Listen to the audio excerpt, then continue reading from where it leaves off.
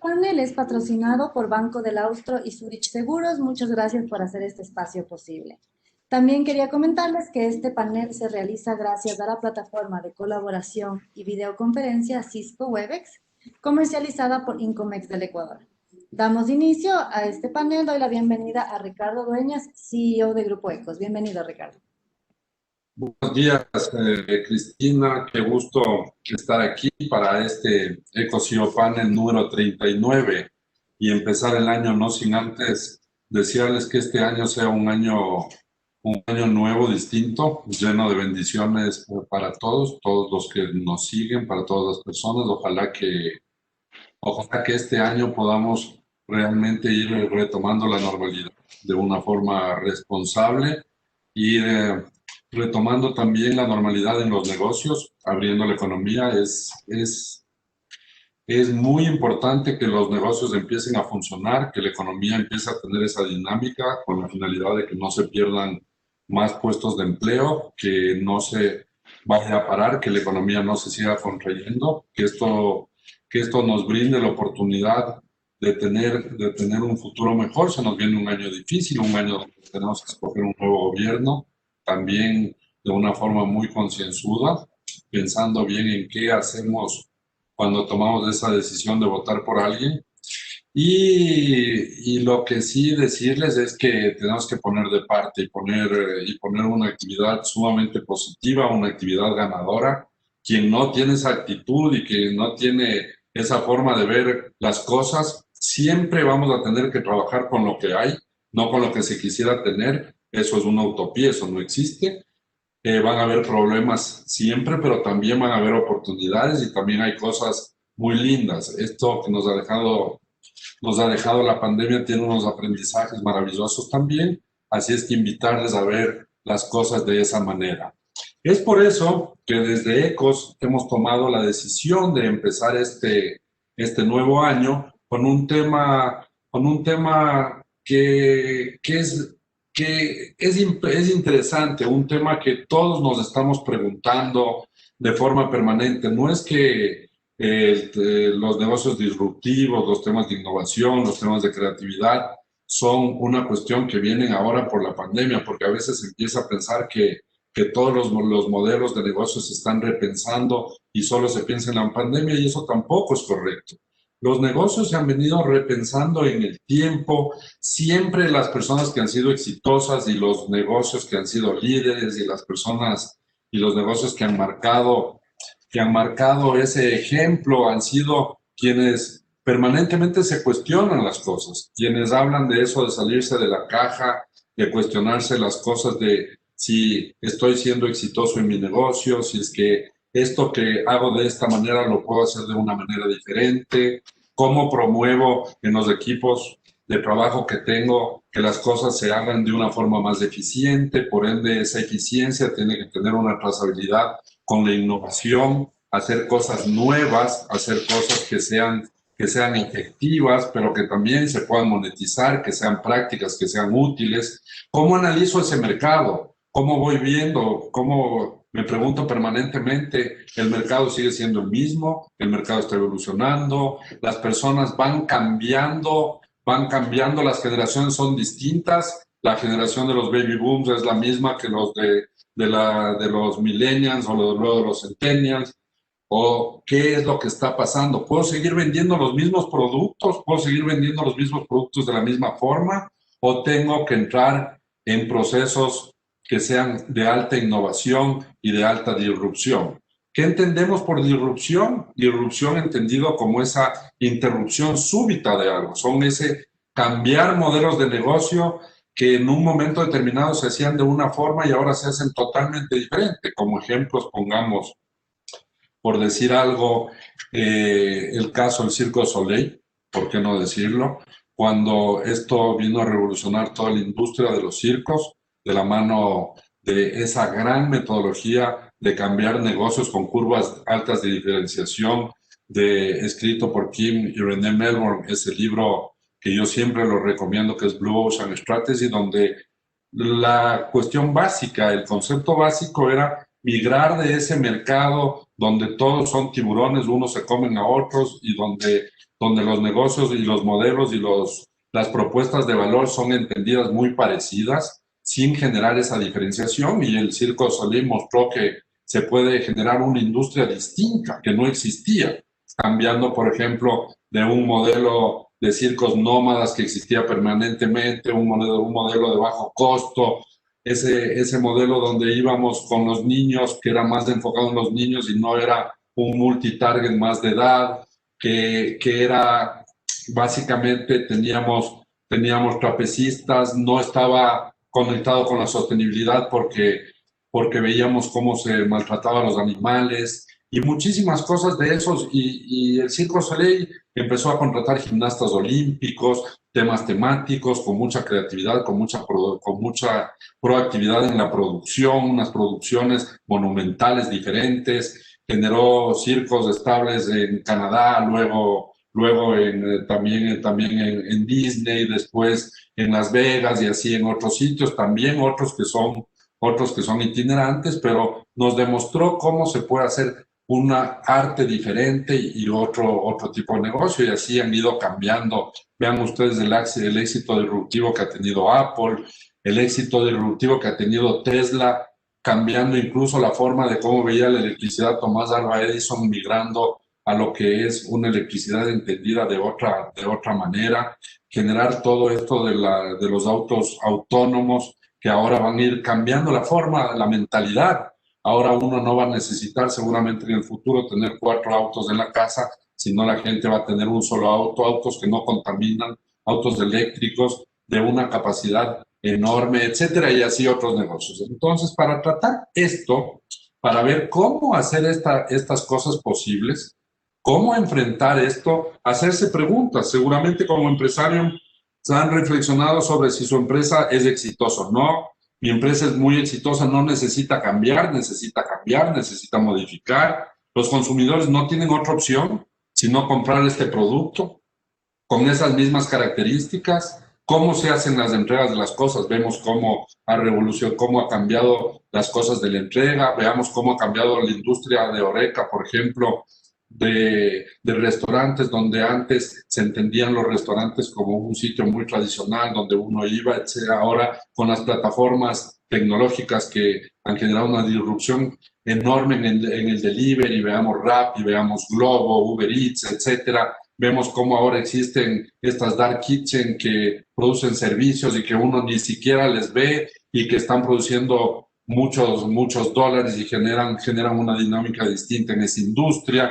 Bueno, y así, ¿qué pasa con Airbnb? Otra industria sumamente disruptiva. ¿Y qué pasa con toda esa transformación tecnológica? Se estarán preguntando también los empresarios, ¿mi negocio necesita adaptarse a esta transformación digital? No necesita adaptarse, puedo seguir funcionando en una economía globalizada, más competitiva, con todos estos negocios nuevos, con todos estos nuevos jugadores que tienen una idea distinta de cómo hacer las cosas.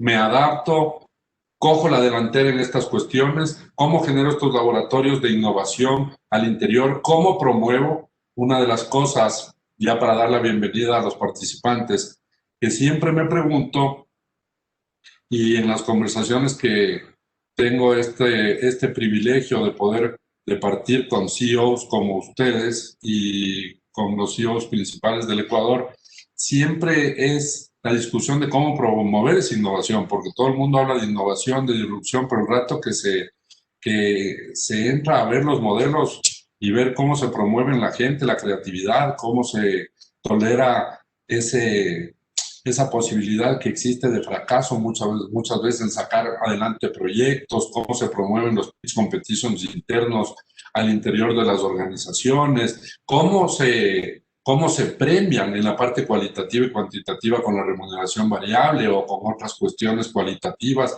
ese empuje que tiene, cómo se le capacita a la gente para entender qué es innovación, qué no es innovación, qué es disrupción, qué no es disrupción, qué es útil, qué vale la pena invertir y qué no. Bueno, con esta breve introducción, quiero darles la más cordial bienvenida. Hoy tenemos 3 invitados de excepción.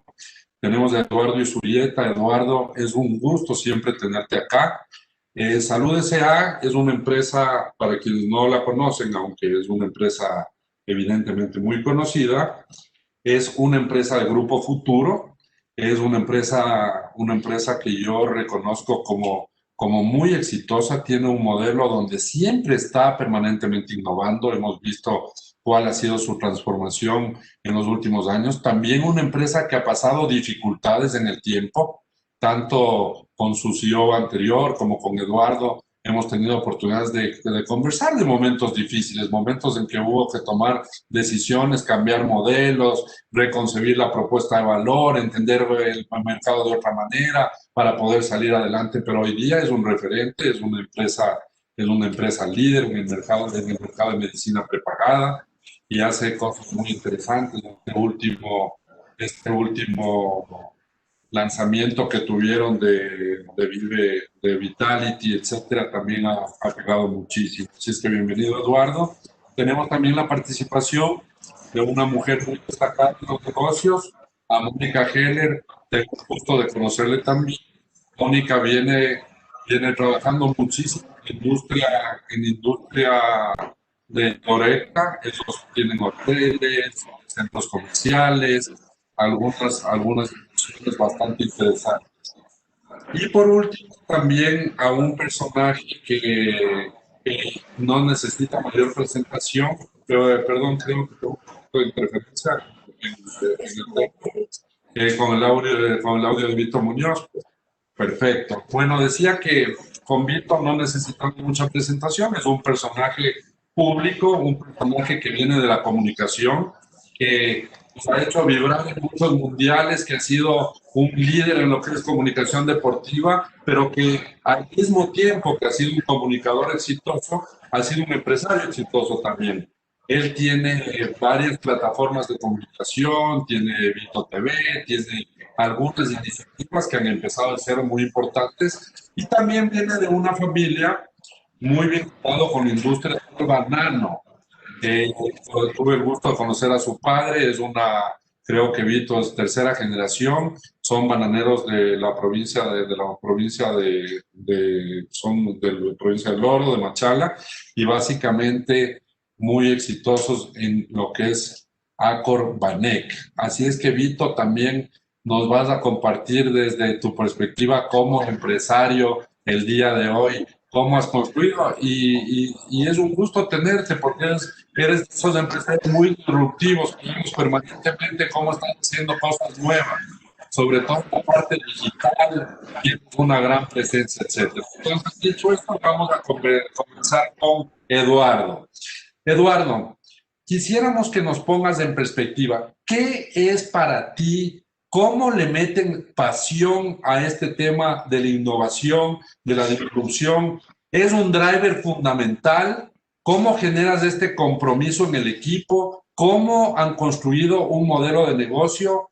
¿Y cómo crees que esto está siendo de vital importancia en el quehacer de los negocios, y cada vez es menos probable el quedarse lejos de esta nueva visión de construir negocios que tengan estos componentes? Bienvenido, Eduardo, te escuchamos.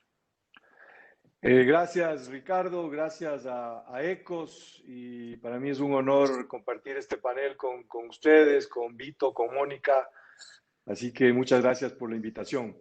Bueno, primero, yo creo que hay algo que hay que reflexionar antes de hablar de innovación, y es que hay que tener muy claro cuál es la visión del negocio. Porque si no, la innovación no se innova por innovar. Tiene que innovarse para lograr un propósito. Y para mí lo más importante es que todos los actores de la empresa, los stakeholders, conozcan claramente a dónde es el viaje, que es como le decimos nosotros internamente en la empresa. Creo que eso es vital.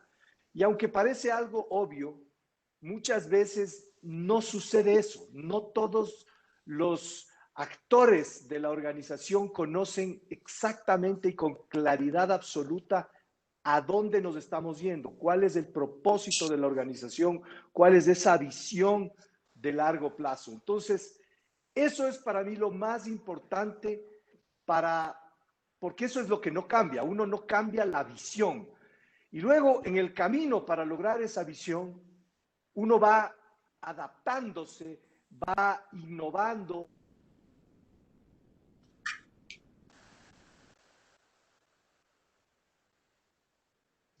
¿Estoy aquí? Bien, perdón. Eduardo, parece que tuvimos un problema con Eduardo, Kiki.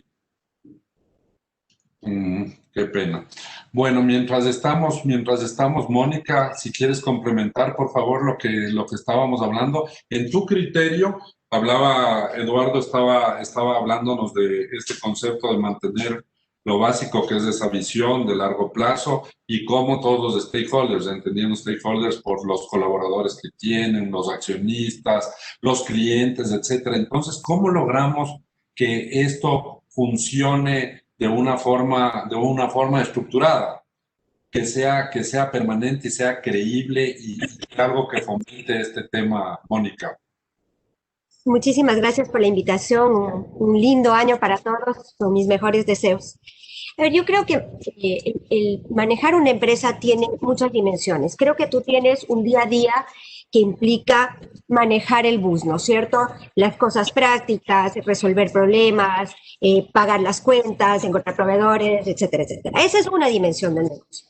Y después tienes una dimensión superior, que es una visión más amplia, que es un comprender dónde estás, a dónde quieres ir, es el incorporar un sueño, es el tener una planificación, es el tener una visión amplia y completa y el poder llevar esa empresa o ese sueño a donde tú quieres que llegue. Si algo hemos aprendido del 2020, si algo nos dejó la pandemia, es un escenario clarísimo de empresas que tienen la capacidad de innovar, es decir, negocios disruptivos, y aquellas que no. Es clarísimo, inclusive en los índices americanos, el panorama es absolutamente claro. Tú tienes unas empresas, por ejemplo, en el índice Nasdaq, que tuvieron un crecimiento por encima del 50%, entre ellas todas las empresas que tú mencionabas en un inicio, Amazon, Netflix, Zoom, Apple, es decir, todas estas empresas de gran innovación, a pesar de la pandemia, produjeron grandes resultados económicos y grandes avances en sus empresas. Y después tienes, evidentemente, el otro lado de la moneda, que son todos los negocios o las industrias que probaron no poder sobrevivir y que fueron las grandes perdedoras en temas de turismo, temas de construcción, temas de comercio, en fin.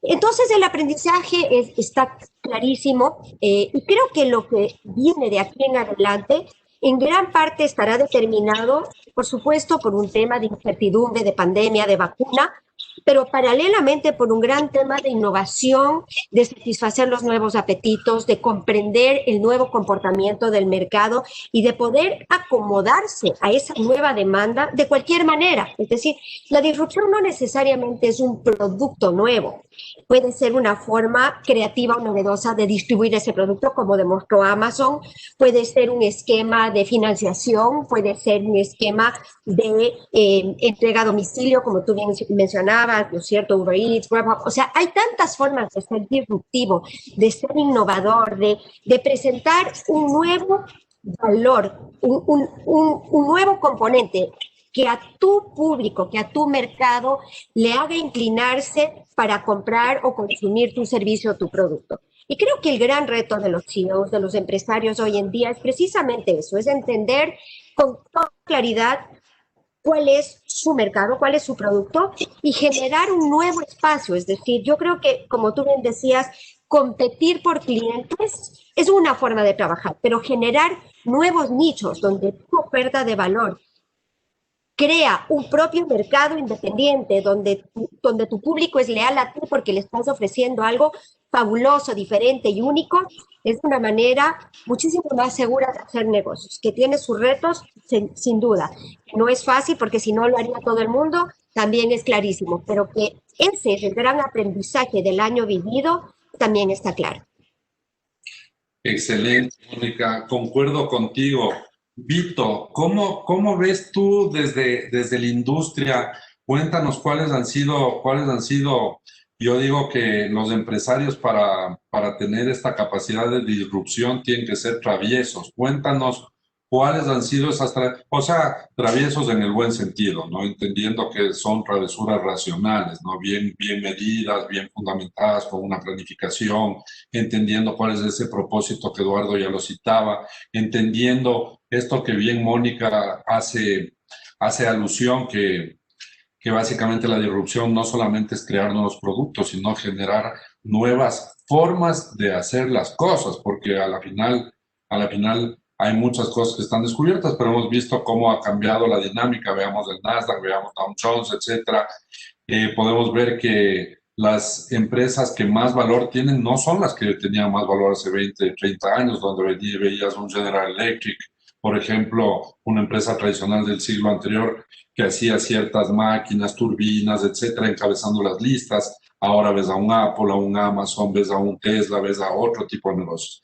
Vito, desde tu perspectiva, tú que estás innovando en la comunicación en esto y después quizás nos enfocamos un poquito en el banano, pero ¿cómo has visto esta nueva ola y esta velocidad a la que se tienen que hacer las cosas? Bienvenido, Vito, a este espacio. ¿No te sientes raro que haya alguien conduciendo el espacio y no seas tú?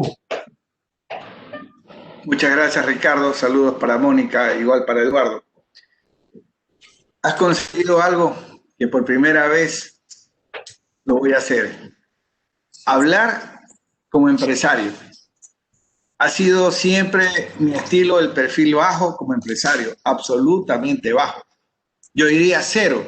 Es la primera vez que me expongo ante el gran público empresarial del Ecuador para hablar de este tema empresarial, porque normalmente estoy en paneles para analizar a la TRI, para analizar qué le pasó a Liga, que con un presupuesto de 22 millones de dólares sucumbe ante un que tenía un presupuesto de 9 millones de dólares. Y ahora me corresponde hablar del tema tecnológico, que es una de mis facetas. Nosotros fundamos hace 6 años un canal de televisión con proyección de Internet. Es decir, no un canal que transmite vía de UHF, VHF o digital. Nosotros somos un canal que transmite por Internet, con el mismo principio que ha tenido éxito Netflix. Entonces, este momento es importante e histórico porque luego de la pandemia o durante la pandemia, nosotros comenzamos a conectarnos con diferentes exposiciones y transmitirlas. Varias veces nos enganchábamos a los paneles de CEO de Ecos, a los paneles de la Cámara de Comercio de Quito, de Guayaquil, y pudimos llevar hasta el público otro tipo de programación. Entonces allí tuvimos una innovación. Fue disrupción el haber fundado el canal, porque realmente nadie se había atrevido a fundar un canal o trabajar en un canal por Internet. Los únicos habían sido los de Netflix. Entonces estamos en un proceso de desarrollo para poder ya convertir en rentable esta innovación y esta disrupción que en ese orden se fueron dando. Primero disruptivo y luego innovador. A lo largo del tiempo nosotros constituimos una parrilla de programación muy diferente a lo de los demás canales. Nosotros enfocamos el mismo concepto exitoso de Ecos, pero a nivel de televisión. ¿Qué quiere decir esto? Nosotros apuntamos a convertirlo al canal en un canal de producción, en un canal donde estamos conectados con el Ministerio de Finanzas, el Ministerio de Agricultura, la Cámara de Comercio de Quito, la de Guayaquil. Estamos conectados con la Asociación de Ganaderos, de Camaroneros, de Bananeros, la Asociación de Cacaoteros, porque este ha sido un sector olvidado por el periodismo tradicional del Ecuador, llámese periódicos o canales, que nunca consideraron que es importante y urgente hablar de lo que significan los dólares, la economía. Un país se mueve por la productividad, no por hablar de situaciones de crónica roja o de la vida privada de las personas o solo del deporte.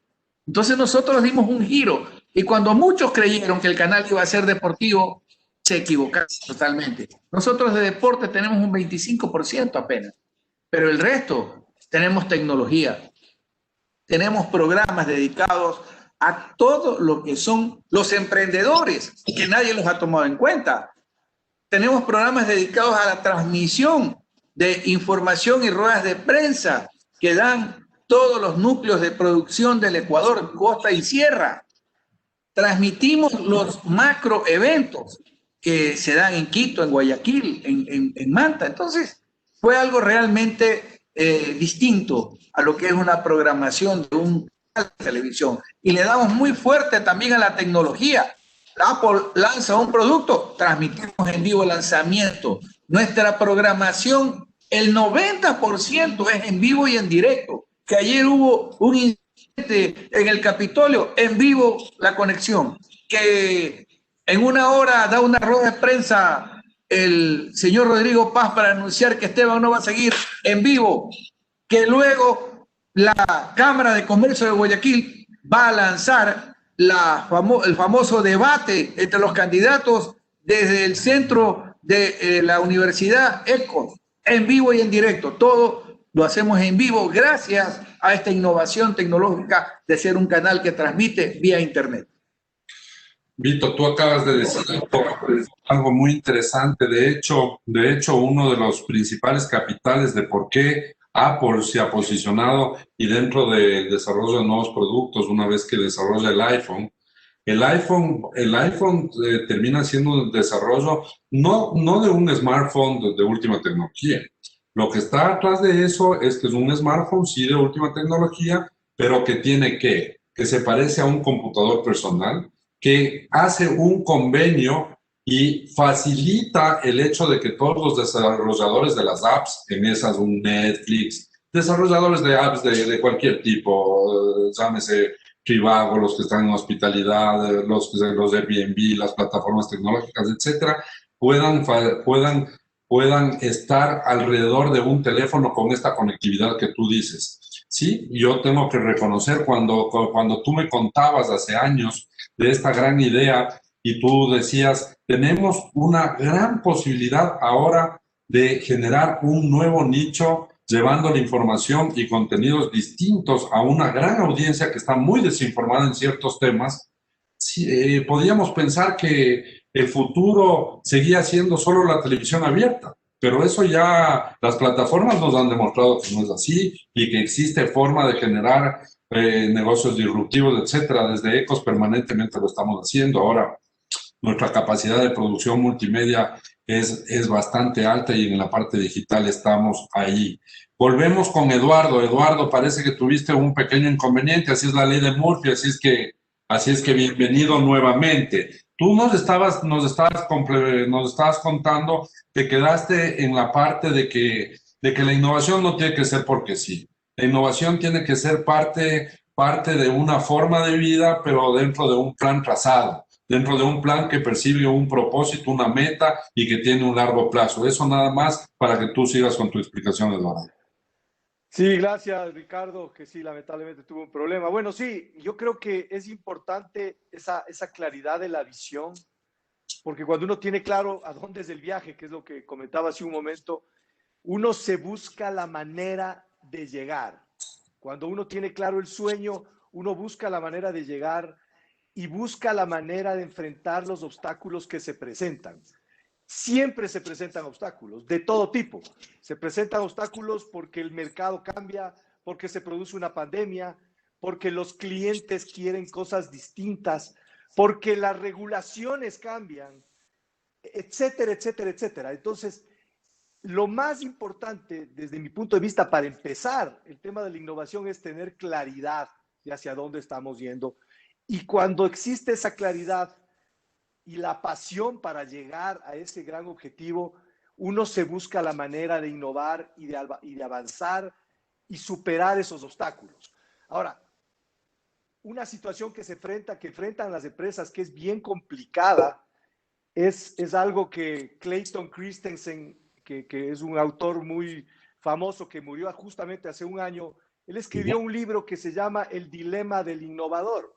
Y este es el dilema que muchas veces enfrentamos en las empresas y nosotros como individuos, porque cuando se trata de innovar hay que quemar lo viejo. Y muchas veces no queremos hacer eso, no queremos tomar un nuevo rumbo porque estamos acostumbrados a vivir de la manera como hacíamos las cosas antes. Y eso es un problema, ese es el dilema que se enfrenta el innovador, pero uno tiene que tener la conciencia de que pasa eso, porque en un momento dado uno tiene que dejar lo viejo y tomar cosas nuevas, y eso implica un riesgo muy alto, porque es el camino de lo desconocido, porque estás aprendiendo nuevamente, porque lo que sabes y tu equipo sabe cosas distintas. Hace un momento Vito comentaba lo que está haciendo. Yo me acuerdo cuando lo veía a él hace varios años, era otro modelo totalmente distinto y él seguramente tuvo que quemar todo lo que hacía antes para pensar distinto y transformarse no solamente en un periodista deportivo. Entonces, esta situación es bien importante y cada vez mientras el tiempo avanza es más importante porque los cambios se dan con muchísima más rapidez. Entonces, yo creo que esos son como los conceptos básicos que las empresas tienen que tener conciencia para poder emprender el camino de la innovación. Y luego viene todo lo demás, que son los equipos, la tecnología nueva, etcétera, etcétera. Pero es bien importante tener esto. Yo veo industrias que uno ve desde afuera cómo la disrupción se viene inevitablemente. Una de ellas es la banca, por ejemplo. Uno se da cuenta de lo que está pasando en el mundo y uno dice, viene una disrupción tremenda, pero uno no ve que eso está sucediendo y justamente quizás ellos se enfrentan a este dilema porque significa dejar de lado todo lo que han hecho antes y empezar por un camino desconocido y eso da miedo.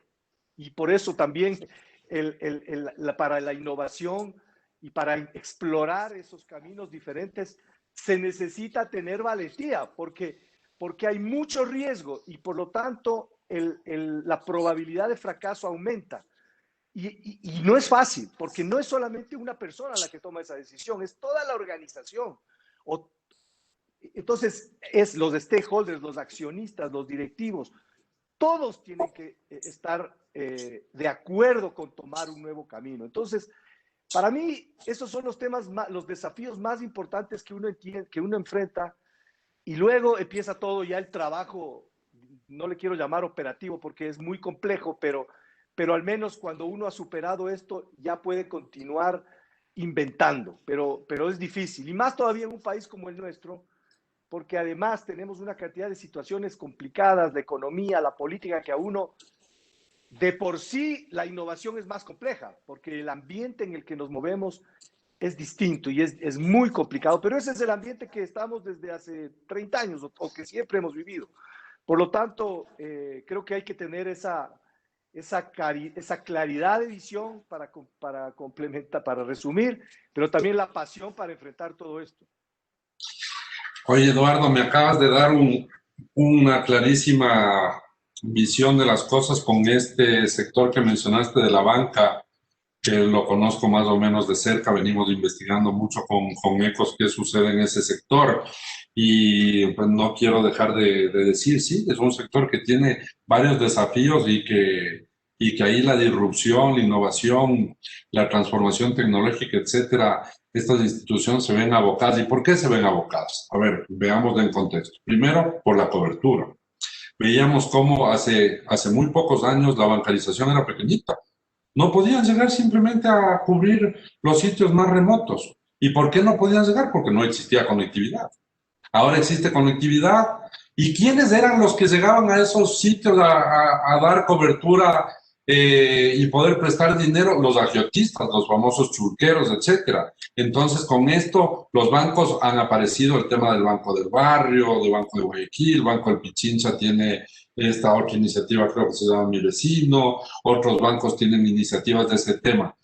Los bancos están siendo abocados a otros temas, por ejemplo, de cómo cambiar el propósito. La gente ahora está viendo que los bancos presten a empresas y presten a personas que sean responsables, por ejemplo, con el medio ambiente y tengan una agenda de responsabilidad en mente. Y a la gente no quiere que los bancos sean intermediarios y le presten a cualquiera, a cualquier persona que está emitiendo CO2 de una forma desordenada o a cualquier empresa que maneja sus desechos de forma desordenada o que maneja las aguas servidas de una forma que no es adecuada, o gente que no está contribuyendo a la calidad del aire y eso contamina a las personas, o personas que tienen que discriminan en temas de equidad de género, etcétera. Entonces, ese es un claro ejemplo de cómo realmente estamos siendo abocados a esa disrupción. Y con esa introducción breve, con este ejercicio mental breve, quisiera conversar con Mónica. Mónica, hablemos un poquito ya nosotros como empresarios, pero hablemos como país. Hablemos como país. Ahora estamos, siempre las discusiones nos llevan, y en eso recojo lo que decía Vito también. Hace un momento decía, la comunicación no puede ser solo la comunicación de la Crónica Roja, no puede ser solo la comunicación que es la comunicación deportiva, o la de noticias, por así hablándole, para no ponerle un sentido ni positivo ni negativo, ni hacer un juicio de valor. Si no, tiene otras aristas. Él decía, podemos transmitir qué pasa en el sector cacaotero en vivo, qué pasa en el sector bananero, qué pasa con cada lugar, estar conectados con la Cámara de Comercio por acá, dando espacios al tema de la sostenibilidad, a temas que hagan una agenda mucho más productiva y que no sean esa agenda de comunicación donde solo nos pasamos hablando o de corrupción o de política o que hizo tal ministro, tal otro, cosas que realmente no agregan. Sería bueno ver los modelos de comunicación de otros países donde de política se habla muy poquito, etcétera. Así es que felicitaciones también, Vito, por esta nueva visión en la construcción de una comunicación que yo califico como mucho más responsable. Mónica, viendo esto como país, cuando nos seguimos hablando, a mí me da pena ver esas entrevistas a los candidatos a la presidencia, siguen hablando solo de los 10.000 millones del gasto público, si le bajan, si no le bajan, no saben bien cómo contestar qué pasa con el ISD, si le suben, si no le suben, qué pasa con los impuestos, a quién le cobran, a quién no le cobran, con la deuda del Fondo Monetario, no. A ver, vamos a ver cómo construimos un nuevo país desde esta dinámica de generar un sector privado boyante, un sector que pueda jalar también dentro de toda esa cadena de suministro, dentro de toda esa cadena de valor, a negocios más pequeños que también se vayan jalando. ¿Cómo miras los temas de emprendimiento, innovación y esa semilla que podemos poner aquí el día de hoy? En el Ecuador adolecemos de ser absolutamente inconsistentes. Por un lado, premiamos el emprendimiento, hablamos con orgullo del emprendedor, ensalzamos la actividad emprendedora, y cuando el emprendedor se convierte en exitoso y pasa a ser empresario, automáticamente es el enemigo público número uno y hablamos de castigos, impuestos, penalidades, en fin. Entonces, el primer problema es uno de gran concepto. ¿Queremos negocios exitosos? ¿Queremos una empresa privada que pueda generar trabajo, que pueda generar impuestos, que pueda generar actividad? ¿O queremos satanizar la empresa privada y queremos limitarnos a un ejercicio donde el Estado es el gran proveedor de empleo y la empresa privada está relegada a un segundo plano? Entonces, parte del problema, a mi modo de ver, es que este es un discurso que se ha vuelto popular porque cala muy bien. Entonces, impuesto al patrimonio, impuesto a la actividad, impuesto a las empresas que han generado más de cierta utilidad en años anteriores. Eso es un concepto que de ninguna manera fomenta el emprendimiento y fomenta el éxito. Entonces necesitamos generar, primero, un mejor ambiente político, segundo, un mejor ecosistema. Hay países que se han especializado en generar resultados positivos del emprendimiento. Suecia, Israel, en fin, hay varios ejemplos en el mundo, donde todo el ecosistema está orientado a mejorar las condiciones del emprendimiento para que después, posteriormente, se conviertan en empresas exitosas. Te recuerdo que el emprendimiento, como bien decía Eduardo, es riesgosísimo. Más del 90% de los emprendimientos en el mundo entero fracasan. Razón por la que ya de hecho hay un desincentivo al emprendimiento. Las posibilidades de éxito son pequeñas. Si a esto tú le agregas una persecución del sector público, una gran carga impositiva, malas leyes laborales, es decir, nada te acompaña. ¿Por qué habría alguien de querer ser un emprendedor?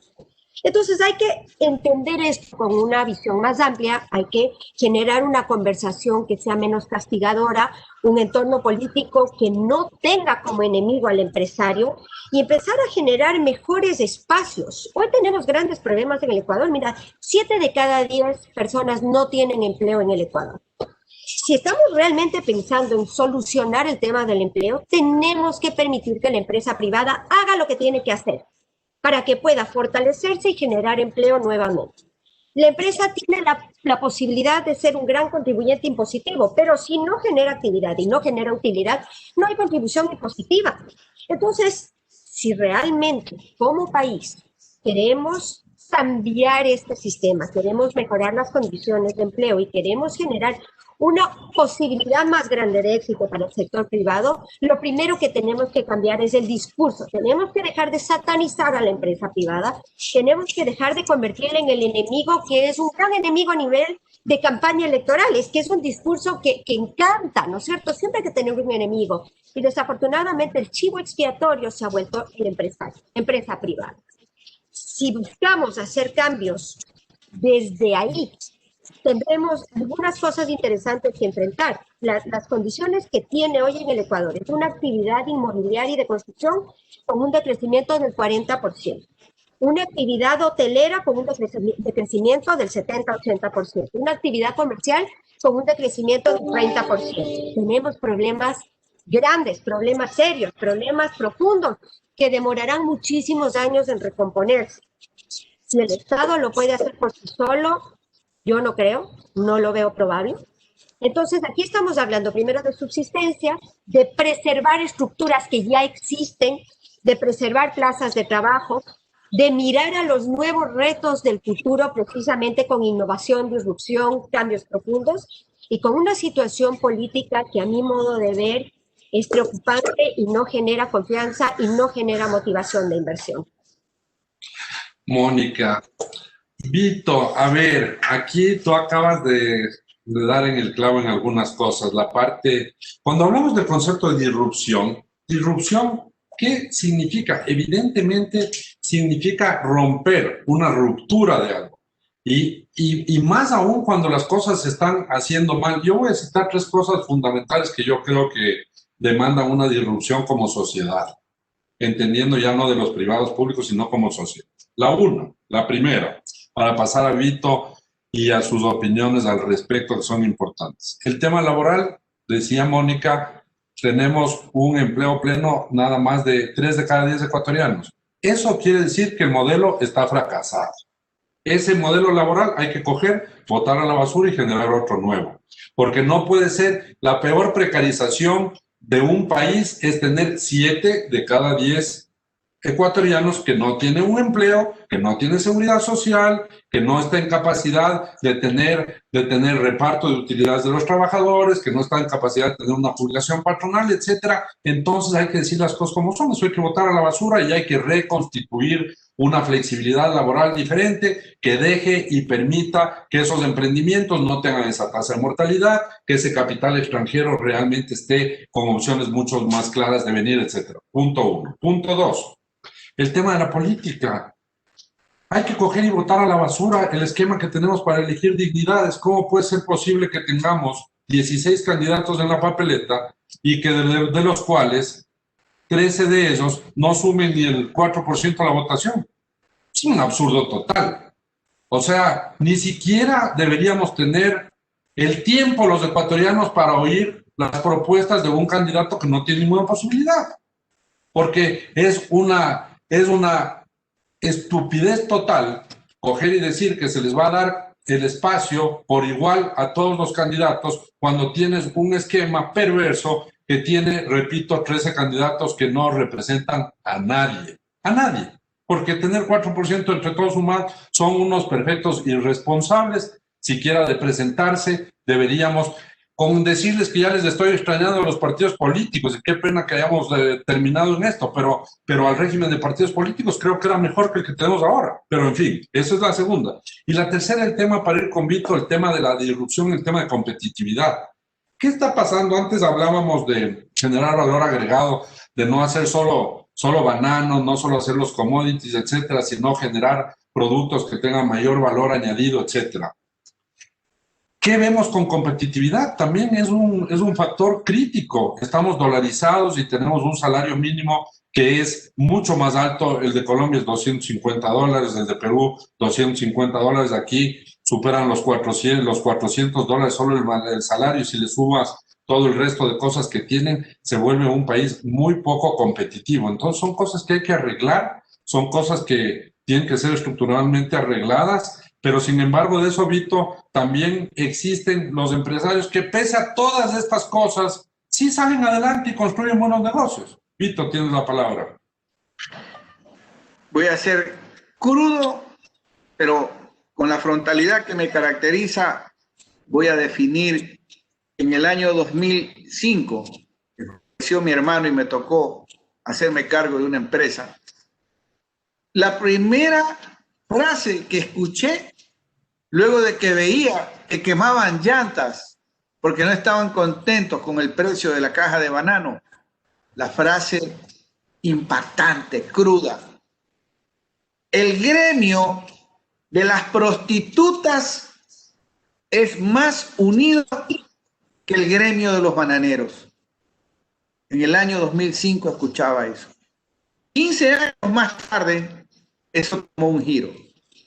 Y toma un giro gracias a que se crea un clúster bananero. Este clúster bananero lo conforman la Asociación de Exportadores de Banano del Ecuador, que maneja el 60% del volumen, Acorbanec, el 40%, exportador de gran calidad, y la Cámara de Agricultura.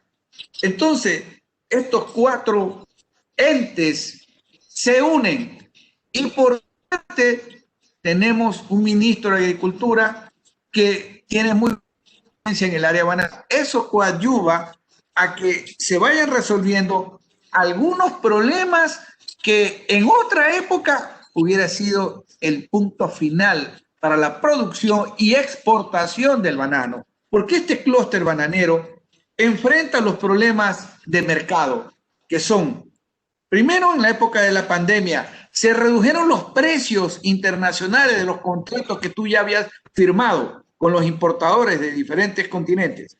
Se redujeron los cupos. Si tú firmabas por 80,000 cajas semanales, te dijeron, ahora vas a firmar o ahora te vamos a comprar apenas 55,000.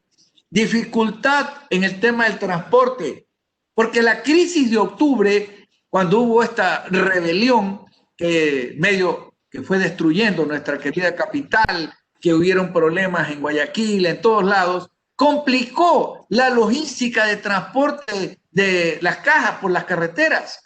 Entonces, este clúster que lo integran José Antonio Hidalgo de AEBE, Richard Salazar de Acorbanec, Leonidas Estrada de Agrobán y Clever Sigüenza de la Cámara de Agricultura, ha sido importantísimo, fundamental. ¿Por qué? Porque ya se viene otro problema muy grave, y tú lo sabes, que es el de la raza Fusarium, un hongo destructor. No estamos terminando de arreglar el problema de la pandemia y ya viene próximamente a la vista el de la raza Fusarium, que la tenemos aquí cerquita en Colombia. Pero tú lo señalabas con bastante acierto. ¿Qué problemas hay en Colombia, donde ha habido muertes en el campo por una serie de situaciones como que los trabajadores están reclamando mejor salario? En Perú están en estos momentos viviendo un problema muy grave que con $200 no les alcanza. Aquí el trabajador saca entre 400 y 450 dólares, si no un poco más por mes. Entonces, de enero a diciembre del 2020 se han exportado 400 millones de cajas, un 8% más que el 2019 y año de pandemia. Aumento de la demanda de Estados Unidos, de Asia, de Oceanía. Europa le compra al Ecuador el 26%, Rusia el 21%. Luego viene el Medio Oriente con 17%. Subió el mercado americano a un 10%. Entonces, hemos crecido un 10% más que el 2019. Pese a los graves problemas de la pandemia, Ecuador siguió exportando su banano. Este ha sido un año, el que viene, el 2021, donde no va a haber muchos contratos, no se van a firmar muchos contratos, sino que se va a vender en su mayoría al precio de mercado. Total, el Ecuador exportó este año 4.000 millones de dólares en banano y vuelve el banano a ser el rey, superando al camarón. Entonces, ¿cuál es la innovación? Que ahora tenemos certificados Global Gap de buenas prácticas agrícolas, donde el trabajador ya no vive en una casita de madera, no, el trabajador ya tiene otro estatus de vivienda, donde se está tratando de incorporar la electrificación en las haciendas bananeras, como ya está en las camaroneras, para la fuente de energía, ya no el diésel, sino ya la electrificación.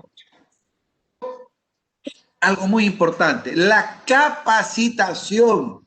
Y gracias a este clúster, hoy tenemos a jefes de campo o mayordomos recibiendo capacitaciones en centros educativos de alto nivel. No se diga a empresarios. Entonces, la industria bananera ecuatoriana le dio un giro. La industria bananera ecuatoriana modificó y dejó de ser lo que vulgarmente se conocía como una industria donde el gremio de prostitutas era más unido. Hoy el sector bananero es sólido, hoy el sector bananero es potente, hoy el sector bananero fue a Alemania como patrocinador de la feria de Fruit Logistics en Berlín. Hoy el sector bananero ecuatoriano tiene una incidencia, no solo por ser el país que mayor exportación de banano en el mundo entero, sino también porque sus líderes, uno de ellos Juan José Pons, han tenido la buena idea de trabajar unidos, como en algún momento yo soñé muchas veces y decía, ¿y por qué el gremio de cafeteros de Colombia es tan potente y la industria bananera ecuatoriana tan atomizada, dividida? Las cosas cambiaron y lo mismo está ocurriendo en el área del camarón, porque los líderes de banano y camarón son líderes que trabajan de manera unida. Si tú vas a hacer la feria de camarón en tal fecha, yo la hago en otra fecha para no chocar. Entonces hay una nueva mentalidad y eso es lo que nos ha ayudado a que entre banano y camarón se exporte 7.000 millones de dólares más que lo que se ha exportado en petróleo. Y eso es importante señalar para que podamos dimensionar que esta situación de cambio de mentalidad nos ha permitido crecer y ser respetados, no solo en América, sino en el mundo. Es verdad, en el último trimestre, gracias a las exportaciones de banano y de camarón, y bueno, y las de cacao que vienen creciendo también de forma importante, Rosas sosteniéndose, prácticamente se superan los 8.000 millones de dólares de exportación y es lo que ha servido. Yo creo que es ahí donde se debe intensificar las inversiones, etcétera, en la agroexportación, porque al fin del día eso es lo que sostiene la dolarización, no la reserva monetaria, no el tema, no muchos otros temas. También es verdad que con la pandemia bajaron las importaciones y eso nos permitió, bajaron en el tercer trimestre del año en un 20%, mientras las exportaciones de estos productos que sí subían. Eso nos permitió por primera vez en muchos años tener una balanza comercial positiva. Eduardo, yo quisiera abordar contigo un tema que la gente me está pidiendo y creo que tú tienes mucha experiencia en esto. La gente se pregunta y dice, bueno, ¿cuáles serían los sectores donde tú encuentras que hay una capacidad, donde hay ventajas comparativas, ventajas competitivas para establecer modelos disruptivos en el Ecuador y que crees que sí se podría hacer un plan específico para jalar esos negocios o jalar esas innovaciones y ser jugadores interesantes en esta nueva dinámica? Yo creo que el Ecuador tiene muchas ventajas. Una de ellas es la luz solar, por ejemplo. Creo que alrededor de la energía solar, el Ecuador puede desarrollar una serie de negocios, porque la energía solar que recibe el Ecuador es distinta al resto de países. Eso es una ventaja competitiva que nos permite tener, por ejemplo, las flores que tenemos. Las rosas ecuatorianas son valoradas en todo el mundo y tiene mucho que ver con la energía solar. Entonces, yo creo que alrededor de la energía se pueden desarrollar una cantidad de negocios, aprovechar esa ventaja que tenemos. Además, en un mundo en donde esa es una de las mega tendencias, las energías limpias. Entonces, yo creo que por ese lado tenemos una gran oportunidad de desarrollo, de crecimiento, de innovación, de pensar qué cosas podemos hacer, porque además la energía junto con el transporte y con la salud son las tres industrias que más disrupción está sucediendo en el mundo. Esas es donde más inversiones hay, donde más cambios se está produciendo, y nosotros tenemos esta maravilla de país en donde debemos aprovechar estas ventajas. Pero para aprovechar estas ventajas, una vez más, necesitamos que exista el ambiente para poder invertir, para poder arriesgar y poder desarrollar estas ventajas competitivas y comparativas que nos permitan posicionar al país de una forma distinta. En esto de las nuevas situaciones básicas que se necesita para poder posicionar al país de una forma distinta, ¿cuáles podrían ser unos, no por decirle consejos, pero cuál podría ser el camino? Viene un nuevo gobierno, se sienta en el mes de mayo, tiene una asamblea totalmente atomizada, repito, por esta serie de movimientos irresponsables que atomizan todo el tema y captan espacios de poder pequeños cada uno. ¿Qué vendría? ¿Vendría un cambio de modelo vía una consulta popular de forma inmediata para poder promover esto? O sea, lo que acaba de decir Vito y lo que acabas de decir tú, Eduardo, para seguir contigo, Eduardo, en esto, es fundamental. O sea, yo sí sueño con un país donde, por ejemplo, la industria del turismo se asemeje en ingresos, porque no tiene por qué no asemejarse, incluso hasta superarlo a las exportaciones de banano. Es un absurdo que el Ecuador no esté en capacidad de producir, y luego Mónica ya me contestará cuáles son las trabas para que eso no suceda. Pero ¿por qué no soñar en 5 productos o 6 productos básicos de aquí en los próximos 10 años y tener un plan 2030 así de concreto? 5 o 6 industrias que les vamos a jalar para tener 6 industrias de 5.000 millones cada una. El banano de 5.000 millones, el camarón, ojalá, Dios mediante, y el banano en más de 5.000, el turismo en 5.000 millones, el cacao cercano a los 5.000 millones, qué sé yo, por ahí, en otros cultivos adicionales como brócoli, pitahaya, aguacate, que ahora se está empezando a producir, etcétera, en otros 5.000 millones. Eso suma 25.000 millones, no 8.000. Entonces, ¿qué crees, Eduardo, que es? Y todo esto promovido por lo que tú dices, unas condiciones evidentemente extraordinarias, porque no solo es la luminosidad que ayuda a mejorar la calidad de la flor y el tamaño del botón que tenemos, lo que ya sabemos, sino todo ese proceso genera energías limpias, distintas, puedes tener productos con propósito mucho más responsables para poder colocar en ciertos nichos más específicos que consumen de forma diferente. Vean el caso en el cacao, casos como Pacari, casos como República del Cacao, etcétera. ¿Y qué, Eduardo, decir? Estaríamos en capacidad de exportar servicios, que sería otra. Uruguay vemos cómo exporta se está acercando a 1.500 millones en exportación de software. ¿Cómo verías esto para ir complementando? ¿Cómo generamos en la práctica esas facilidades básicas? Porque si no seguimos año tras año diciendo que no tenemos las facilidades, entonces no podemos hacer las cosas. Pero ahí están los camaroneros que nos demuestran que con el mismo país sí lo pueden hacer, y los bananeros lo están de una u otra forma construyendo. Aunque creo que en el banano hay un problema ahí, que es el tema de la rentabilidad. A mí sí me gustaría ver un sector un poco más rentable, y habría que entrar específicamente a hablar de eso. El sector camaronero es mucho más rentable que el bananero. Eduardo.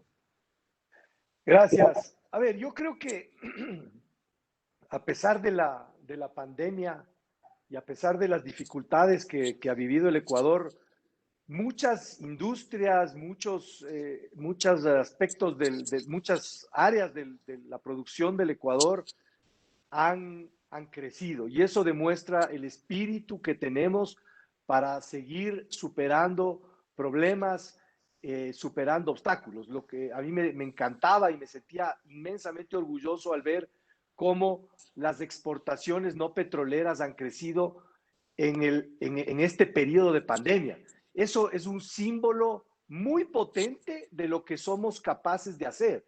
Un país que tiene unas leyes laborales muy duras, muy inflexibles, con todos los costos que tenemos, con las dificultades políticas y lo caro que se ha vuelto al país. A pesar de eso, se ha logrado subir las exportaciones no petroleras y eso es algo de lo cual tenemos que sentirnos orgullosos. Yo creo, aquí uno puede cometer no sé si sea el error de ser políticamente incorrecto, pero lamentablemente lo que necesitamos en el Ecuador, cuando uno analiza una situación, uno se pone a pensar cuáles son las restricciones que nos impiden lograr más. Y no es el mercado, no son los clientes, hay una cantidad de oportunidades. Y yo creo que lamentablemente la principal restricción que tenemos es la política y los políticos, porque lamentablemente muchas veces se impide la creatividad, se impide que se pueda avanzar. Lo que nosotros necesitamos no es que nos ayuden, ni que nos subsidien, nada. Lo que necesitamos es libertad para poder soñar, para poder crear, para poder comerciar y buscar la manera primero de sobrevivir y de luego agregar valor a la comunidad. Porque yo creo de corazón que los empresarios grandes, medianos, pequeños, son los verdaderos benefactores sociales del país. ¿Y por qué lo digo esto? Porque somos las personas que arriesgamos un dinero, que arriesgamos un capital, que nos endeudamos y que si las cosas van mal, solamente perdemos nosotros. Pero si las cosas van bien, gana la comunidad porque tiene un producto o un servicio que agrega valor, porque gana el Estado, porque tiene impuestos, se genera empleo, etcétera, etcétera, etcétera. Entonces, ¿cómo superamos esto? Necesitamos más libertad para trabajar, para crear, para cooperar con todas los distintos ámbitos y poder agregar valor a la sociedad. Entonces, yo creo que esa es la principal restricción y es la principal frustración que a veces tenemos, que con todas estas oportunidades que tú mencionabas, en el campo turístico, en el campo energético, en la posibilidad de exportar servicios, el principal competidor se vuelve el Estado muchas veces, se vuelven las restricciones. Entonces, es algo que a mí me cuesta entender, porque no importa si seas de derecha o si eres de izquierda, todos tenemos un interés común, que es crear empleo, avanzar, crecer, trabajar. Y muchas veces, paradójicamente, las leyes y las regulaciones atentan contra ese principio. Entonces, tenemos que aprender de los países que son exitosos. Nueva Zelanda, por ejemplo, es un país que ha hecho unos cambios fantásticos y tenemos que trabajar mucho en la educación de las personas, porque los países salen adelante cuando cada persona, cada organización asume la responsabilidad de salir adelante y de resolver sus problemas y no esperar a que el Estado nos resuelva los problemas. A mí no se me ocurre que el Estado va a venir a resolverme esos problemas. Pero lamentablemente la política ha hecho que la gente crea eso y se convenza de eso. Entonces, tienes a un Estado que te da caridad y tú votas por eso. Y esa es la principal restricción. Porque si nosotros en algún momento tomamos la responsabilidad de salir adelante, yo creo que el ecuatoriano de todo tipo de condición social y económica se busca y se juega por salir adelante. Y uno lo puede ver, pero lamentablemente hay este lavado de cerebro que es al que a veces nos detiene. Entonces yo creo que la restricción tiene más que ver con ese tipo de cosas que con las oportunidades que hay, porque existen las oportunidades, pero tenemos que seguir peleando. Y muchas veces los empresarios no tenemos tampoco el tiempo de entrar en ese tipo de temas porque estamos muy ocupados sobreviviendo, inventándonos cosas nuevas, innovando cómo servimos a nuestros clientes. Esos son los problemas que enfrentamos todos los días. No estamos pendientes de la regulación 1, 2 o 3 o de todo este tema político, pero lamentablemente influye de manera dramática. Entonces, ojalá podamos que la educación del país nos lleve a un punto en donde podamos ser más conscientes de lo que realmente sirve y lo que ha logrado que los países salgan de la pobreza. No es la caridad estatal, es la empresa privada, la innovación. Así es como se genera trabajo y nosotros tenemos que impulsar mucho esto porque no veo cómo alguien puede oponerse a algo así. Muy bien, yo siempre, yo estoy diciendo, cuando escucho que se habla, por ejemplo, del endeudamiento y de lo sobreendeudado que está el Ecuador, que para mí es un debate bizantino totalmente, un debate totalmente ignorante de cómo se lo maneja, porque al fin del día, sí, seguirse endeudando para cubrir déficit fiscal sostenido durante los últimos 13 años es una estupidez a tiempo completo. Pero si mañana a mí me dicen que va a venir algún sensato y le va a endeudar en 10.000 millones porque presenta unas nuevas condiciones de país a los organismos internacionales o a quien sea que nos quiere meter la plata a 30 años con una tasa de interés baja y con eso va a disminuir esos 10.000 millones de gasto público, con eso vamos a generar un espacio para eliminar ese ISD, que es el impuesto a la entrada de divisas, no a la salida de divisas. Si me dice que de esa entrada va a entrar un 60% de componente a desarrollar el agro para tener esto, a desarrollar la minería responsable, etcétera, ese endeudamiento no es malo. Hay que entender las cosas. Japón tiene 200% sobre PIB de endeudamiento. Tampoco digo que ese sea el referente, pero países como Nueva Zelanda, etcétera, se han endeudado, pero se han endeudado de la forma correcta. ¿Qué me dice Mónica en cuanto tú sueñas con un sector turístico diferente, con un sector de hospitalidad distinto? Cuéntanos, Mónica, ¿cuál es tu sueño y cómo verías una posible construcción?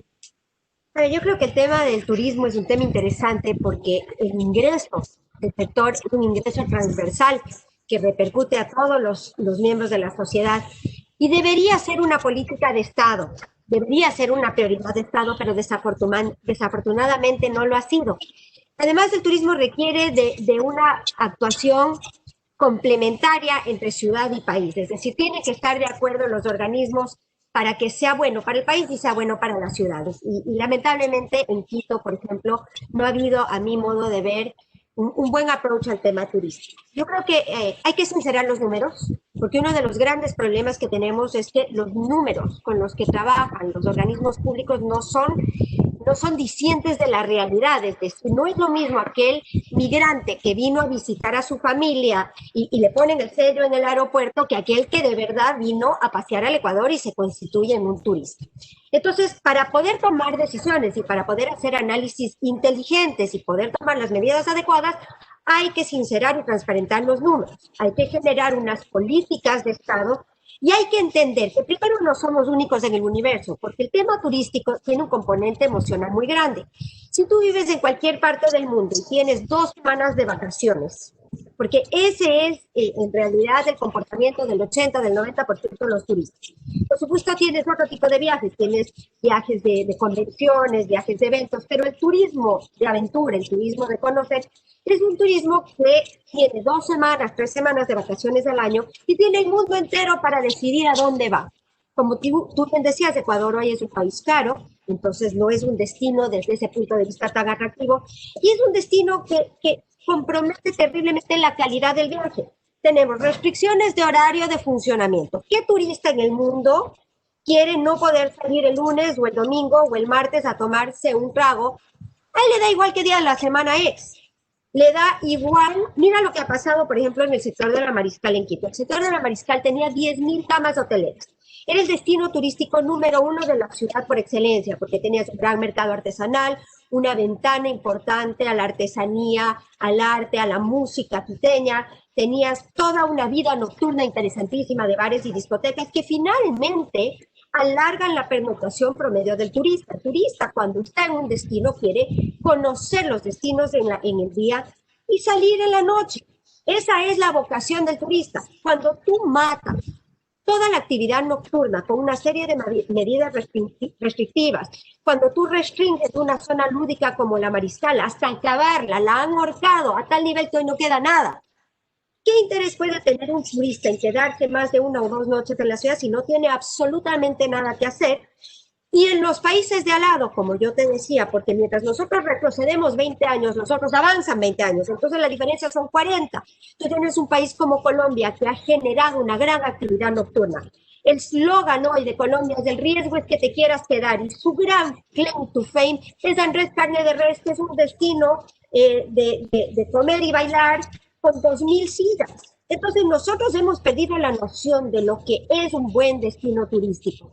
Hemos matado a la gallina de los huevos de oro y queremos después recomponer y reconstruir con información que no es correcta, pretendiendo que hay una actividad que no hay, auto-otorgándonos unos premios que no sé ni cómo se generan, el que levanta la mano, pero eso no es verdad. No quiere decir que somos un buen destino, no quiere decir que hemos manejado bien el turismo, no quiere decir que estamos haciendo las cosas adecuadamente, no tenemos suficientes frecuencias de viaje, tenemos tasas aeroportuarias excesivamente costosas, tenemos restricciones de aforo, de funcionamiento de días, de venta de alcohol, no tenemos casinos, no, o sea, no sé qué pretende que la gente quiera venir a hacer a la ciudad de Quito, porque Galápagos, por ejemplo, tiene su propia mafia, ¿no es cierto? Tiene su propio tiene su propio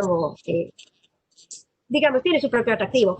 Y Guayaquil es el puerto de entrada prioritario hoy para Galápagos. Quito ha perdido ese espacio. Pero mira lo que pasa en Quito. Tú sales cualquier día de la semana y la ciudad está muerta de mortalidad absoluta. No puedes salir, no hay donde comer, no hay donde tomar un trago, no hay donde salir a bailar. Eso es lo que busca el turista. Tú no le puedes educar ni le puedes implantar concepciones morales a aquel que quiere salir a divertirse las 2 semanas del año. Mientras no seamos consecuentes entre lo que queremos y lo que hacemos, es muy difícil reactivar el sector turístico. Más allá de que, por supuesto, hoy en el mundo tenemos una pandemia que inhibe la voluntad y el deseo de viajar, hay restricciones en todas partes, y bueno, esa coyuntura finalmente termina de matar lo que ya venía medio muerto. Pero es un tema preocupante y es un tema que debería ser visto y evaluado con un criterio más amplio y con realmente un entendimiento de que es una gran fuente de dólares, es una fuente de ingreso transversal y además es una gran ventana de nuestros productos al mundo. Todos nuestros productos esenciales que podríamos estar mercadeando con el turista que nos visita hoy pierden ese espacio de visibilidad. Por último, quiero hacer una acotación nuevamente en el tema de disrupción. Nosotros, por ejemplo, en el sector hotelero, hemos hecho una reingeniería para depender menos del visitante extranjero y hemos generado muchísima más oferta gastronómica y de experiencia al residente local. Es decir, hemos cambiado nuestro modelo. Hoy, por ejemplo, el Hotel Dan es un hotel boutique de 220 habitaciones, que es un concepto único y nuevo, porque normalmente los hoteles grandes de gran dimensión corresponden a una imagen corporativa y a un estándar corporativo. Nosotros hemos hecho una reingeniería desde hace algunos años, somos un hotel boutique donde cada espacio es único, donde no correspondemos a la imagen de una cadena, donde nuestros servicios son especializados, nuestra comida es gourmet y hemos tratado de equilibrar de mejor manera la dependencia entre el visitante extranjero y la actividad local, un poco para compensar estas falencias que te mencionaba hace un momento. Muy bien dicho, Mónica, tú acabas de decir cosas muy, muy importantes. Ojalá desde Quito Turismo, desde ese Ministerio de Turismo que no me quiero ni referir porque no me quiero dañar el día, te estén escuchando. Realmente aquí en el Ecuador hay que entender, el turismo es todo un engranaje. No solamente es turismo que viene por vacaciones, es turismo de negocios, turismo gente que viene, se enamora de un país y luego decide hacer un negocio. Gente que viene, se enamora de un plato de comida y luego decide volver por ese plato de comida, y ese plato de comida tiene una trazabilidad hacia que se generen esos ingredientes, que se genere una mejor producción, que exista un mejor posicionamiento. Lo que tú dices de la marca. Aquí en el Ecuador vivimos cambiando las marcas. Recuerdo esa campaña de Unides Ecuador, que creo que es de lo mejor que se ha hecho, porque no todos los gobiernos anteriores han hecho es malo. Sí tenía un gran calado, pero claro, esto de que el riesgo que te quieras quedar, Mónica, es el eslogan de Colombia desde hace 15 años, no es el eslogan de ayer, como el eslogan de naturaleza en estado, el tema de Costa Rica, que es de naturaleza en estado. Mira Perú, por ejemplo, lo que ha hecho con el tema gastronómico, es una locura. Vito, ¿qué nos puedes decir de la concepción de estos temas, de las nuevas oportunidades que ya vamos cerrando este programa tan interesante? ¿Qué opinas de estos sueños? ¿En qué sueñas y cómo crees que podríamos ir llegando a tener nuevos comportamientos que nos hagan llegar a tener un cumplimiento de mejores objetivos en el futuro, en el corto y en el mediano plazo? Para cerrar con broche de oro, tener una compañía que nació aquí en Ecuador y que se está poco a poco convirtiendo en una empresa internacional y mundial. Se llama Agrison.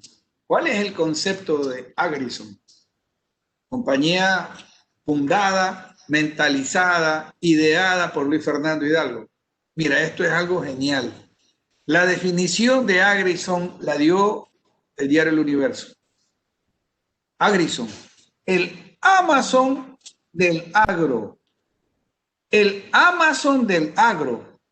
Y sería muy interesante que el conglomerado de medios, Ecos, estudie a Agrison, porque Agrison ya está a través del Internet comercializando 5.000 productos de agroindustria dentro del Ecuador y fuera del Ecuador.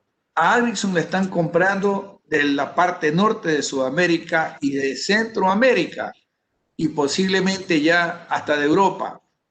Este patrón, esta idea de convertirse en el Amazon del agro ha sido muy bien aprovechado el tema de la pandemia, porque Amazon del agro ecuatoriano a nivel internacional tiene un equipo, tiene una estructura logística que permite al productor bananero, camaronero, cacaotero, maicero, arrocero, papero, ganadero, enviarle con su equipo logístico de camiones, camionetas, a la hacienda, a la camaronera, lo que compró vía online. Entonces, el crecimiento de esta empresa, que tiene apenas 1 año y medio, que es Agrison, ha sido exponencial. Y sí me gustaría, te reitero, Ricardo, que podamos ver en las páginas de Ecos un informe del crecimiento y desarrollo que está logrando esta compañía Agrison a nivel nacional e internacional. Y llevarla a esta empresa al mundo es uno de los grandes objetivos que tiene su fundador, Luis Fernando Hidalgo, quien trabajó durante y se formó con don Segundo Wong, con don Vicente Wong, en la compañía Fertinza. Ahí es que aprende él y allí él inicia en su idea la creación del Amazon del agro. Es una empresa verdaderamente ejemplar, Ricardo. Así lo haremos, vamos a investigar y siempre estamos de lejos para promover estas nuevas iniciativas y más aún si es que tienen esta relevancia para poder promover tantos productos usando las plataformas que ahora se vuelven indispensables. Eduardo, para ir concluyendo, cuéntanos un poquito ya de tu experiencia, ¿cómo ha sido el cambio de modelo en la medicina prepagada en este último tiempo? ¿Qué es el core del negocio de ustedes? Bueno, como te decía hace un rato, la salud es uno de los negocios más disruptivos.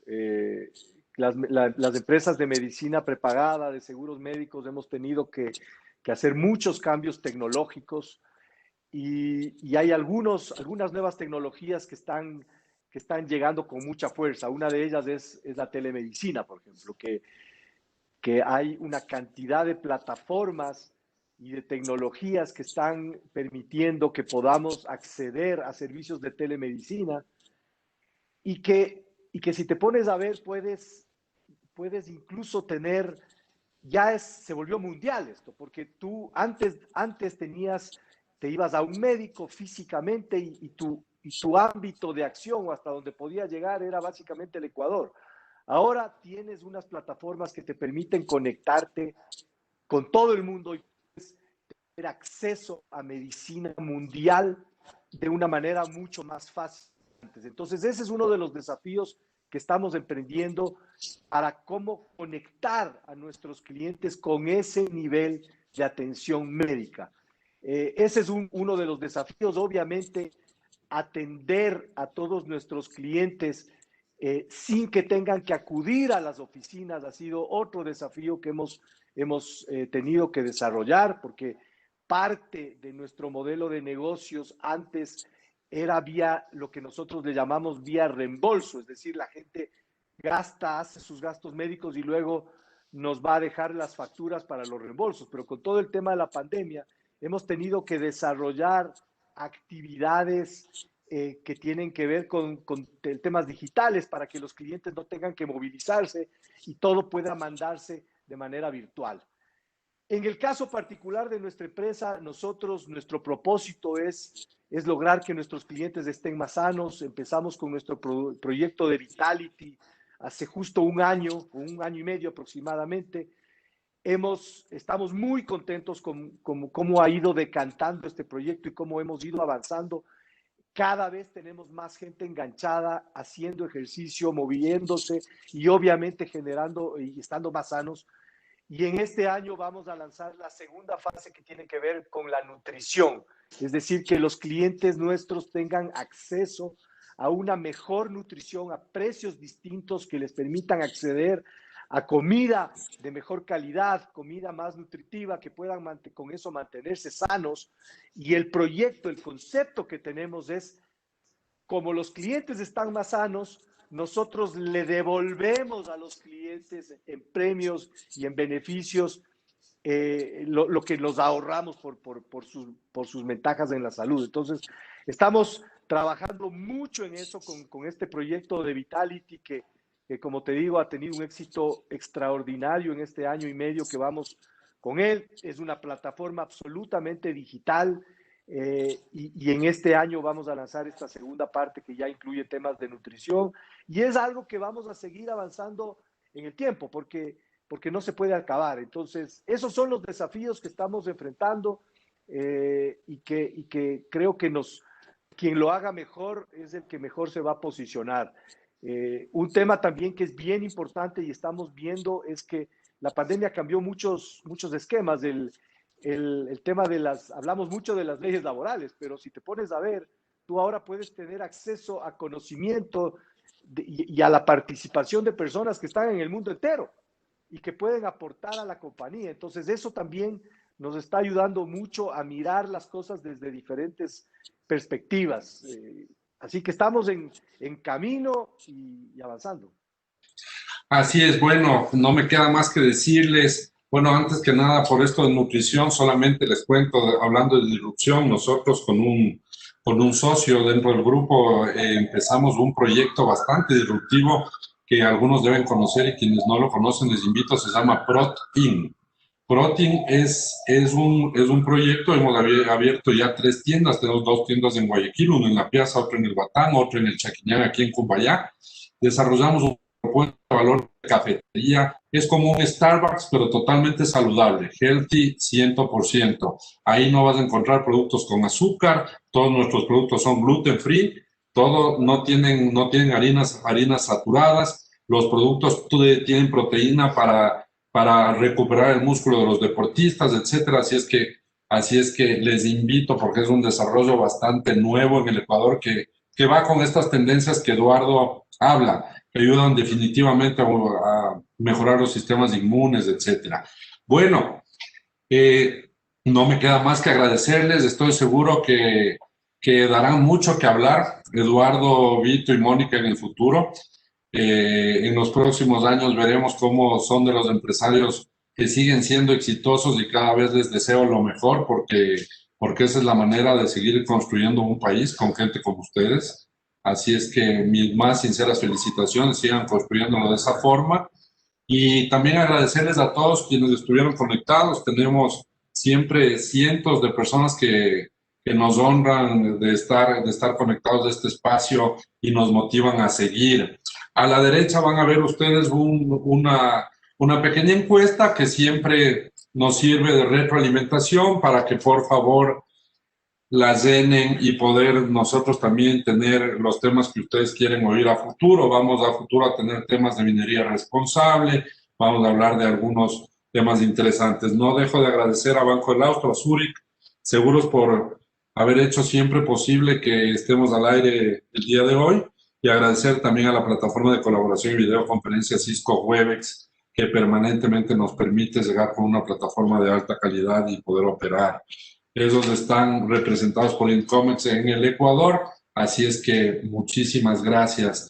Me despido de todos y sobre todo de Vito, de Mónica y de Eduardo. Hasta una próxima ocasión, que tengan un lindo día y un buen año. Muchas gracias por la invitación, un gusto. Muchas gracias. Hasta luego. Gusto, cuídense. Muchas gracias. Felicidades a todos. Chao, Vito. Felicidades.